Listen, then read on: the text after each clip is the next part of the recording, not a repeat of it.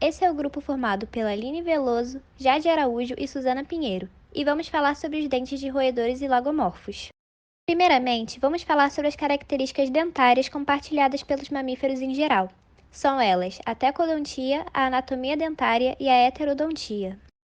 Todos os mamíferos possuem a polpa, a dentina, o esmalte e o cemento em sua composição dentária, como visto na imagem.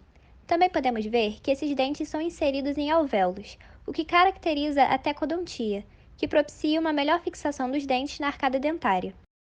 Outra característica compartilhada pelos mamíferos é a heterodontia. Os mamíferos possuem variados tipos de dentes com diversas formas e funções, correlacionadas ao seu comportamento e hábito alimentar. Agora, finalmente veremos a caracterização dentária das classes rodentia e lagomorfa, a fim de analisarmos e diferenciarmos as particularidades de cada um desses grupos. Os roedores são monofiodontes, o que significa que esses animais não trocam de dentes e permanecem com os mesmos por toda a vida. Eles possuem os característicos dentes incisivos do tipo ipsodonte, que possuem crescimento contínuo por toda a vida do animal. Isso é uma vantagem evolutiva, visto que o hábito de roer é muito desgastante a esses dentes. Os roedores contêm um par de dentes incisivos superiores e outro par de incisivos inferiores. Já os dentes próximos à bochecha são diferenciados dependendo do hábito alimentar da espécie de roedor. Roedores onívoros possuem 3 molares do tipo braquiodonte em cada quadrante da boca. São dentes que possuem uma coroa pouco desenvolvida e que possuem um crescimento determinado, já que pelo seu hábito alimentar não são muito desgastados. Já os roedores herbívoros possuem os 3 molares e mais um pré-molar em cada quadrante bucal, sendo estes do tipo ipsodonte, ou seja, que crescem continuamente, assim como os incisivos. Isso é considerado uma característica evolutiva, pelo grande desgaste que esses dentes sofrem na mastigação de gramíneas e de folhas. Podemos ver as imagens de radiografia entre roedores de diferentes hábitos alimentares, que demonstram essas diferenças com os dentes destacados pelas setas em vermelho. Os lagomorfos são difiodontes. Sendo assim, eles trocam a dentição primária por uma dentição permanente.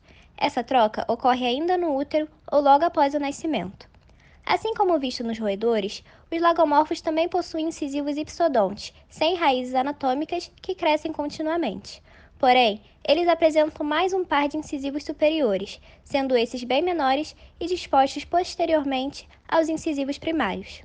Podemos ver na imagem os 3 pares de incisivos de um coelho, sendo visto o par secundário superior logo atrás dos incisivos primários superiores.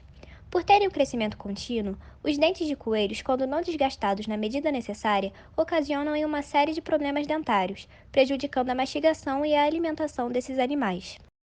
Por apresentarem um hábito alimentar herbívoro, que provoca um grande desgaste nos dentes mastigadores, assim como os roedores herbívoros, os lagomorfos possuem os dentes da bochecha do tipo ipsodonte, sem formação de raízes anatômicas e de crescimento contínuo. Eles possuem muito mais dentes que os roedores, tendo em sua dentição permanente o total de 28 dentes. Na radiografia vista na imagem, podemos observar, destacados pelas setas em roxo, os 3 pares de dentes incisivos de um coelho. Agora, vamos falar um pouco sobre as diferenças dos movimentos feitos pela mandíbula desses dois grupos de mamíferos. Os roedores possuem a articulação do músculo temporomandibular com um grande grau de deslizamento rostro-caudal, o que permite a movimentação da mandíbula de forma rostral e caudal, trazendo seus dentes incisivos e molares para fora da oclusão normal.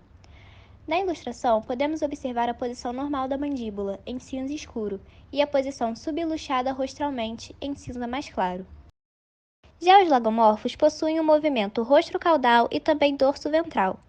A movimentação rostro-caudal é bem menos desenvolvida do que de roedores. Possuem um grande grau de movimentação posterior da mandíbula, porém, por possuir uma articulação temporomandibular com um menor grau de movimento, esses animais são muitas vezes acometidos por doenças odontológicas como a maloclusão, conhecida como prognatismo mandibular. Nas imagens, podemos ver a movimentação rostral-caudal dos lagomorfos, com a posição rostral e a posição caudal.